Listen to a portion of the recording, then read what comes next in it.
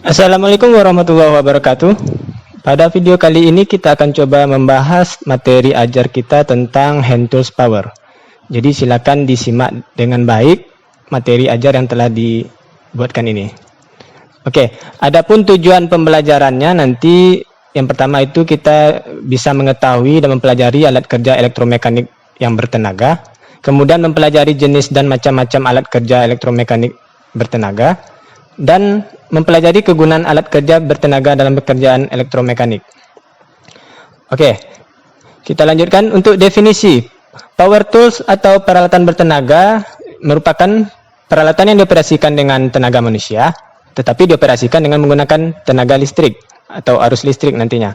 Juga pneumatik dalam bentuk tekanan udara, dan hidrolik, yaitu fluida, untuk membantu pekerjaan elektromekanik. Oke, nanti lebih jelasnya dari definisi ini kita akan langsungkan ke macam-macam dari peralatan tangan yang menggunakan tenaga listrik.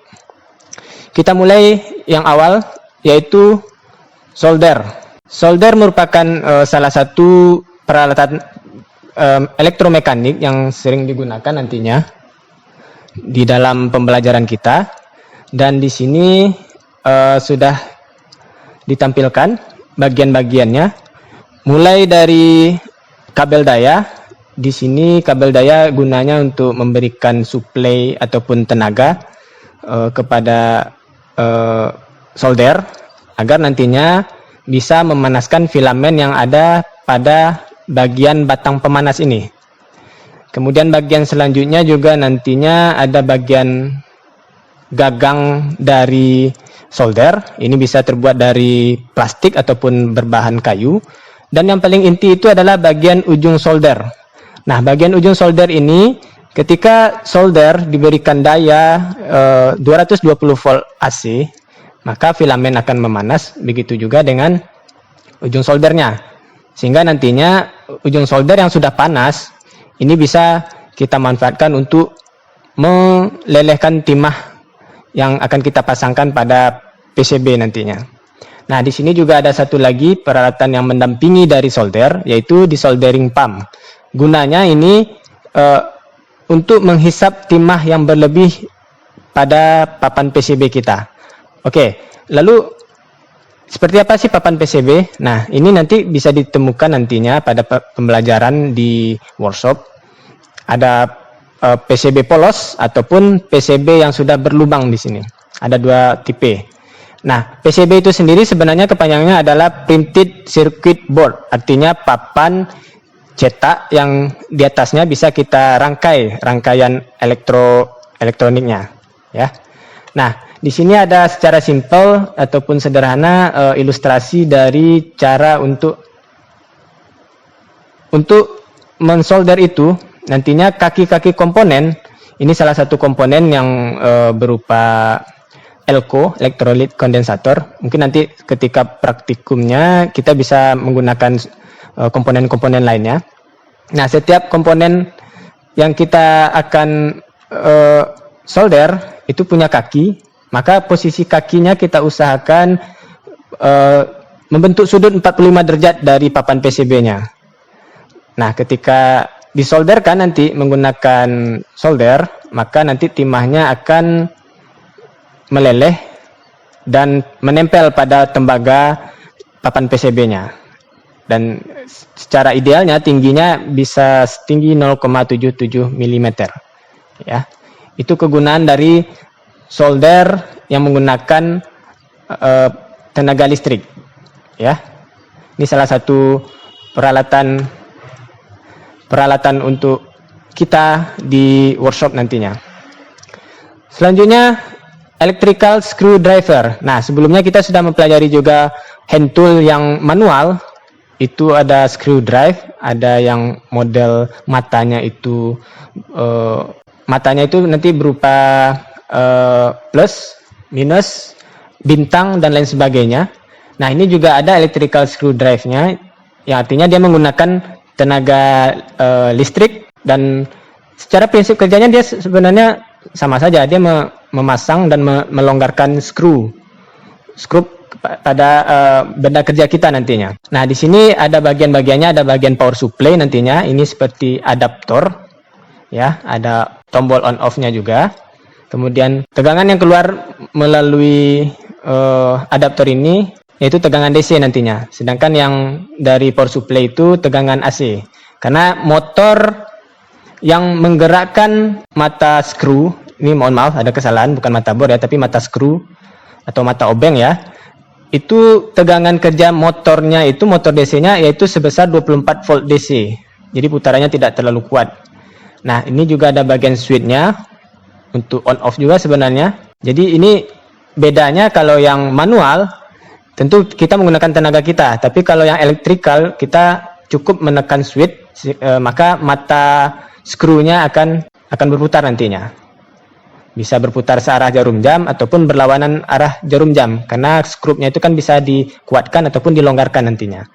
Itu electrical screw drive. Kemudian ada lagi yang satu lagi, yang ini electrical drill. Nah, electrical drill ini gunanya untuk kita membor atau melubangi benda kerja kita nantinya. Nah, di sini sudah dijelaskan juga ada bagian-bagiannya. Ini nomor 1 yaitu bagian penjepit mata bornya, atau istilah lainnya yaitu cap. Kemudian ada kunci penjepit, ini gunanya untuk membuka selongsongnya ini, karena di sini akan kita pasangkan mata bornya. Jadi guna kunci penjepit ini untuk melebarkan atau menyempitkan selongsong ini. Kemudian kalau nomor 3 ini yaitu plat pengait, ini untuk dicantolkan ke dinding supaya electrical drillnya bisa tergantung. Kemudian nomor 4 ini lubang sirkulasi, karena dia menggunakan motor listrik. Nah, bedanya ini motor listrik yang digunakan adalah motor AC, menggunakan tegangan 220 volt. Ya.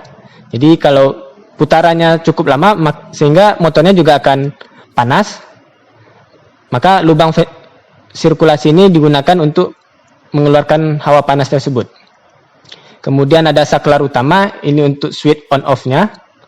Kemudian juga ada kunci saklar, ini kalau ditekan maka saklar utama tidak bisa kita tekan. Ini sebagai pengamannya, safety.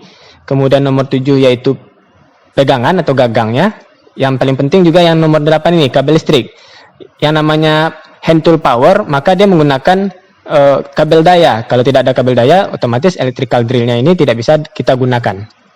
Oke, itu dia. Kemudian ada model bentuk lain. Kalau yang tadi itu yang electrical drill yang kita menggunakan tangan. Sedangkan yang electrical drill yang ini stand, berdiri dia, ya. Juga ada yang untuk duduk. Jadi electrical drill ini banyak macamnya, ada yang untuk kita pegang langsung dengan tangan, juga ada yang duduknya, juga ada yang berdirinya. Nah, ini tergantung ukurannya aja nanti. Kalau dia lumayan besar, maka dia stand, berdiri dia. Tapi kalau electrical drillnya agak kecil, bisa diletakkan pada meja. Nah, ini bagian-bagiannya.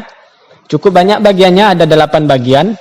Nah, bagian dudukan ini, nomor 1 ini, dia merupakan penopang dari yang atas-atas ini semuanya ya. Ya, jadi dia sebagai dudukannya.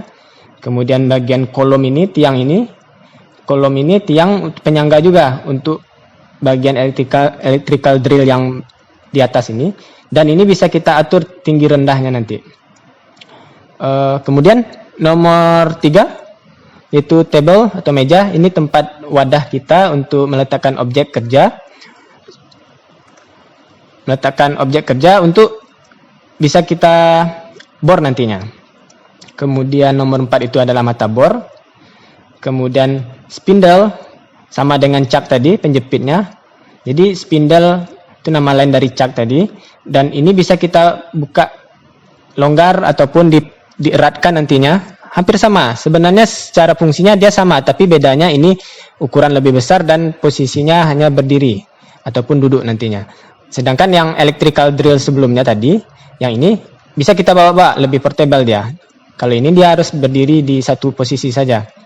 Nah, jadi kita bisa menggunakan ini Dan ini ada bagian drill feed handle. Ini bagian handle-nya yang bisa kita naik turunkan bagian bornya ini nantinya. Ya, kita bisa menyesuaikan pakai drill feed handle-nya. Kemudian di bagian di atas ini adalah bagian kelistrikannya. Jadi di sini ada motor listrik sebenarnya di sini ada, dan motor listrik ini fungsinya ya tentunya untuk memutar bagian spindle dan juga drill ini nantinya atau mata bor ini. Ya. Itu untuk bagian-bagian dari electrical drill yang stand atau berdiri ataupun yang duduk nantinya. Oke, selanjutnya power tool yang akan sering kita gunakan nantinya yaitu berupa gerinda elektrik ya. Nah, ini hampir sama juga, secara prinsip kerjanya dia sama dengan electrical drill, dia menggunakan motor AC juga. Namun perbedaannya itu adalah bagian matanya ini nanti. Kalau electrical drill tadi menggunakan bor, sedangkan yang gerinda tadi dia menggunakan disk. Jadi grindingnya ini, disknya ini bisa bermacam-macam ya. Artinya bisa berbentuk amplas nantinya ataupun bermata tajam ataupun menggunakan yang lainnya ya. Ini bisa dimanfaatkan dengan berbagai macam kondisi nantinya. Tapi yang jelas dalam praktikum kita itu ini kita gunakan untuk menghaluskan benda kerja kita nantinya ataupun menghaluskan bahan yang berasal dari logam agar nanti tidak tajam nanti. Kemudian di sini juga ada handle-nya, side handle-nya untuk pemegang, lalu kemudian ini pelindungnya. Ini adalah trigger switch-nya untuk menghidup dan mematikan, dan terakhir juga ini yang paling penting adalah electrical power-nya atau kabel untuk memberikan catu dayanya. Oke, itu untuk gerinda. Kemudian selain itu juga ada gerinda duduknya. Nah, ini dia gerinda duduknya, cukup sederhana bentuknya, dan ini dia terletak pada meja kerja ya, tidak bisa dibawa, beda dengan yang gerinda yang seperti ini yang bisa dibawa kemana-mana. Nah, ini melekat pada meja kerja kita dan dia memiliki dua mata ya. Kemudian juga di sini ada beberapa bagiannya. Nah, bagian ini sebenarnya hampir mirip juga karena dia menggunakan motor DC motor AC juga, sehingga putarannya itu nanti ya, besaran listrik yang dihasilkan itu diubah menjadi besaran mekanik dalam bentuk putaran motor ya. Itu prinsip kerja untuk gerinda ini. Nah, dan mata gerindanya ini pun juga bermacam-macam nantinya ya. Kegunaannya juga untuk menghaluskan bagian-bagian yang tajam nantinya ketika kita memotong besi plat ataupun yang bahan logam lainnya. Ya, itu untuk gerinda. Kemudian juga ada yang power tool yang akan coba kita gunakan nantinya, yaitu mesin gergaji nantinya. Ya. Mesin gergaji ini ada yang berbentuk gergaji piringan, juga ada berbentuk gergaji pita, ya. Ini juga gunanya untuk memotong-motong benda kerja, bisa dari non logam maupun dari yang bahan logam nantinya. Ya, ini juga ada yang mesin gergaji bolak-baliknya. Jadi berbagai macam bentuknya mesin gergaji. Selain juga kita akan menggunakan hand tool yang manual, yaitu gergaji manual nantinya ya. Jadi ada yang menggunakan tenaga listrik, ada yang manual juga. Kita akan coba gunakan nantinya. Kemudian ini juga yang terakhir untuk pertemuan ini, ada sheet metal slitting atau bending plat atau cutting machine. Gunanya ini pemotong plat yang ini digunakan untuk memotong bahan logam yang dari plat ataupun aluminium nantinya. Maka pemotong plat ini tidak hanya sekedar bisa memotong saja, juga dia bisa menekukkan platnya. Ya, artinya kalau kita mau bikin plat kita itu menjadi 90 derajat, maka kita bisa menggunakan pemotong plat ini. Oke, demikian untuk pertemuan kali ini. Terima kasih atas perhatiannya, semoga bisa dipahami. Untuk lebih detailnya nanti juga bisa kita diskusikan untuk lebih lanjutnya. Terima kasih. Assalamualaikum warahmatullahi wabarakatuh.